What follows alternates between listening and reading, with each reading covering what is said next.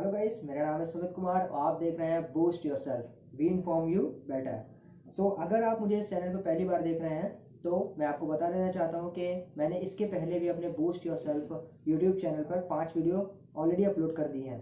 अगर आपने उन वीडियो को अभी तक नहीं देखा है तो मैं इस वीडियो के डिस्क्रिप्शन में उन सभी का लिंक दे दूंगा, आप जाकर उन्हें वॉच करें। एंड अगर आपने इस चैनल को अभी तक सब्सक्राइब नहीं किया है तो इस चैनल को जरूर से जरूर सब्सक्राइब करें एंड बेल आइकन को भी दबाकर ऑल पर सेट कर दें, क्योंकि अगर मैं जो भी इन्फॉर्मेशन डालूंगा वीडियो के थ्रू वो सारी की सारी इन्फॉर्मेशन आपको मिलती रहेगी। आज की वीडियो मेरे 1 साल के एक्सपीरियंस पर बेस्ड होगी कि मेरा HPCL में 1 साल का जो एक्सपीरियंस था वो कैसा रहा है, मुझे कौन सा वर्क प्रोफाइल मिला था इस HPCL अप्रेंटिसशिप के दौरान, वो मैं आपसे सारा आज शेयर करूंगा। तो चलिए स्टार्ट करते हैं। तो सबसे पहले मैं अपने एक्सपीरियंस की बात करूंगा कि मेरा HPCL में बेसिकली क्या एक्सपीरियंस रहा है, देन मैं अपनी वर्क प्रोफाइल के बारे में बात करूंगा। तो चलिए स्टार्ट करते हैं। बात करते हैं मेरे एक्सपीरियंस की कि मेरा HPCL में कैसा एक्सपीरियंस था। तो मैं बात करता हूँ कि मेरा एक्सपीरियंस जो था वो HPCL में बहुत ही बढ़िया था। मैं अपनी ज़िंदगी में कभी इस एक्सपीरियंस को भूल नहीं पाऊँगा। अगर आपका ऑफिस आपको अपनी फैमिली की तरह ही लगने लगे तो आप समझ सकते हैं कि वहाँ का एक्सपीरियंस क्या होगा। बेसिकली वहाँ के सारे जो ऑफिसर्स हैं वो बहुत ही सपोर्टिंग इन नेचर है, आपको अच्छी तरीके से सभी बताते हैं कि आपको काम कैसे करना है। वहाँ पे जब मैं पहली बार गया था तो वहाँ पे सारे ऑफिसर्स जो थे मुझे अच्छी तरीके से बताया था कि आपको करना क्या है। यहाँ पे बेसिकली आप ग्रेजुएट अप्रेंटिस ट्रेनी है तो आपको वर्क प्रोफाइल समझने में थोड़ी दिक्कत होगी, तो उन्होंने मुझे बहुत अच्छी तरीके से ट्रीट किया था। तो चलते हैं मेरे वर्क प्रोफाइल की तरफ कि मेरा वर्क प्रोफाइल कैसा था। तो सबसे पहले बात करता हूँ मैं कि जो मेरा वर्क प्रोफाइल था वो रिटेल ऑटोमेशन इंजीनियरिंग में था। यानी कि बेसिकली इसमें ये देखा जाता है कि कोई पंप जो कानपुर रीजन में है, जितने ही पंप हमारे कानपुर रीजन में है वो बेसिकली हमारे ऑटोमेशन में है या नहीं है, इसे चेक करने के लिए आपको एक पोर्टल दिया जाता है जिसका पासवर्ड भी आपके पास होगा। ठीक है, जब आप उस पासवर्ड और उस लॉगिन आईडी को जब आप डालेंगे उसमें, तो उस पोर्टल में आप देख सकते हैं कि कौन सी जो डाउन साइट है वो डाउन है। डाउन का अर्थ ये होता है कि जो साइट होंगी वो डाउन होंगी, वो कम्युनिकेट नहीं कर रही होंगी आपके HPCL के सर्वर से।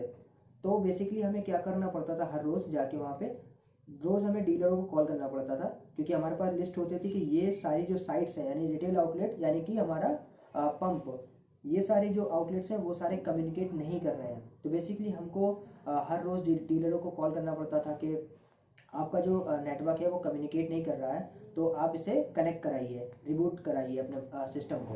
तो बेसिकली वो रिबूट करते थे एंड देन हम उनका सिस्टम कम्युनिकेशन में आ जाता था। और दूसरा हमारा काम ये होता था कि हमें एक नैनो रिपोर्ट निकालनी पड़ती थी अपने पोर्टल में से।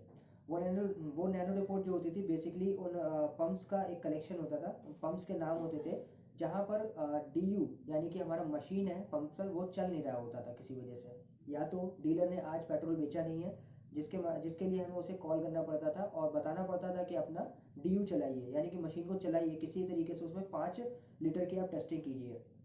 देन दूसरा केस ये आता है कि उसका DU ही खराब हो गया वहाँ पर, तो इसके लिए हमें उससे कंप्लेंट नंबर यानी कि हमारा रोम से एक पोर्टल आता है HPCL का, उसमें वो लोग कंप्लेंट लॉक करते हैं अपने DU का और हम उनसे कंप्लेंट नंबर लेते थे। तो बेसिकली हम कंप्लेंट नंबर उनसे लेकर एक मेल बनाते थे एंड देन उसको हमारे फिटर्स जो होते हैं, जो कि HPCL के फिटर्स हैं जो हमारे DU को जाके ठीक करते हैं, उनको हम लोग बेसिकली कॉल करते थे और उनको मेल पकड़ाते थे कि आप जाइए यहाँ पर DU खराब है, आपको ये ठीक करना है with in the period of time. So basically ये दूसरा काम हमारा हो गया। एंड हमारा तीसरा जो काम था वो थोड़ा सा डॉक्यूमेंटेशन था। कभी कभी हमें बिल्स को चेक करना पड़ता था अपने ऑफिसर्स के साथ बैठ के कि क्या वो बिल सही है या नहीं है। ठीक है, क्योंकि बहुत सारे DU जो वेंडर्स होते हैं या DU के जो ठीक करने वाले जो फिटर्स होते हैं वो एक अपना पर्चा जो होता है वो बना के दे जाते हैं पंप्स को कि हमने आपका DU ठीक कर दिया है, हमारा ये बिल हुआ है। ठीक है, चाहे वो मिडगो की मशीन हो चाहे वो गिलबार्गो की मशीन हो, तो इस प्रकार से उनका एक पर्चा रहता है। ठीक है, वो दे जाते हैं तो वो सीधा HPCL ऑफिस में ही आता है, क्योंकि बिल जो पास करना पड़ता है वो HPCL को करना पड़ता है। तो बेसिकली हमको बहुत सारा डॉक्यूमेंटेशन भी देखना पड़ता था, बट आप घबराइए नहीं, यही मैंने 3 काम किए थे वहाँ पर।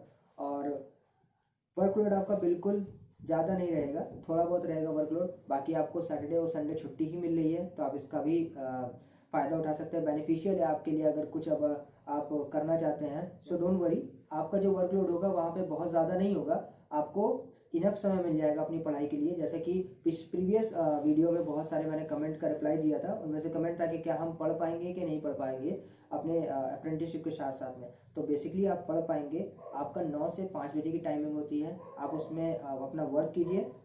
उसी टाइमिंग में अगर आप अपना वर्क कंप्लीट कर लेते हैं विद इन द टाइम, तो भी आप पढ़ सकते हैं, कोई इशू ऐसा नहीं है। और आपको सैटरडे संडे भी छुट्टी मिल रही है, तो आप इसका भी फ़ायदा उठा सकते हैं वहाँ पे। और बाकी के 9 से 5 के अलावा भी आपके पास 6 घंटे का टाइम है, तो आप उसमें भी पढ़ सकते हैं अच्छी तरीके से। तो यही मेरा वर्क प्रोफाइल था HPCL में 1 साल के दौरान। सो इस दौरान मैं बहुत कुछ सीखा हूँ। जैसे कि पहले मुझे ये नहीं पता हुआ करता था कि एक पेट्रोल पंप का एक अलग से नाम भी होता है। कोई भी पेट्रोल पंप अगर आप जा रहे हैं तो उसका एक नाम होगा पर्टिकुलर, उसका एक कोड होगा। एंड देन ये जो हमारा पेट्रोल पंप होता है वो एक ऑटोमेशन से ही चलता है। मतलब हम अपने ऑफिस में बैठे बैठे ये पता लगा सकते हैं कि उस पेट्रोल पंप पर क्या हो रहा है, क्या नहीं हो रहा है। मतलब वहाँ पर डीजल कितना है, पेट्रोल कितना है, आपका टैंक कितने हैं, उसके पास नोजल्स कितनी है, उसके पास DU कितने लगे हुए हैं, वो सब हम अपने पोर्टल से देख सकते हैं। तो ऑटोमेशन का ये बहुत ही अच्छा बेनिफिट होता है यहाँ पे। तो इसके कारण हम सब कुछ देख पाते हैं, और हमारा जो कम्युनिकेशन होता है डीलर के साथ, हमें किस तरीके से मशीनें ठीक करानी है, वो अच्छा हो जाता है, काफ़ी हद तक ईजी हो जाता है इस ऑटोमेशन की वजह से। तो मैंने ये सीखा। बोले मुझे ये भी नहीं पता था कि ये कैसे वर्क करता है, लेकिन अब मुझे पता है वर्क करता है, लेकिन थोड़ा वो लेंदी प्रोसेस है। आप जब वहाँ जाएंगे तो आपको खुद ब खुद पता चल जाएगा। बेसिकली सैटेलाइट के थ्रू ये होता है कि हमें सारे पंप्स की जो खबर होती है, यानी कि जो भी वहाँ पे हो रहा है वो सब पता हमको चल जाता है अपने पोर्टल में, वो सैटेलाइट के थ्रू होता है। सो उसी कनेक्टिविटी को बनाए रखने के लिए हम लोग यहाँ पे काम करते हैं रिटेल ऑटोमेशन इंजीनियरिंग में। तो यही मेरा वर्क प्रोफाइल था यहाँ पे। तो आशा करता हूँ कि मेरा वर्क एक्सपीरियंस और आप मेरा वर्क प्रोफाइल आपको पसंद आया होगा, कि मैंने किस तरीके से वहाँ पे काम किया था, मुझे क्या क्या करना था वहाँ पे और क्या क्या मैंने किया था। एक छोटी सी एडवाइस आपको देना चाहूँगा कि अगर आपका पोस्टिंग अगर होता है तो आप एक्सेल शीट को जरूर सीखिए, क्योंकि वहाँ पे जो हम शीट निकालते हैं अपने पोर्टल में, वो सारी एक्सेल शीट होती हैं। तो उस पर जो भी काम होता है एक्सेल शीट में, वो आप ज़रूर से ज़रूर देख लें। यूट्यूब में बहुत सारी वीडियोस हैं जो आपको एक्सेल के विषय में बता पाएंगी कि एक्सेल में कैसे काम होता है। ठीक है, तो आप इसका ज़रूर ध्यान रखें। सो अगली वीडियो में मिलूंगा कुछ अदर इन्फॉर्मेशन के साथ। सो तब तक के लिए गुड बाय।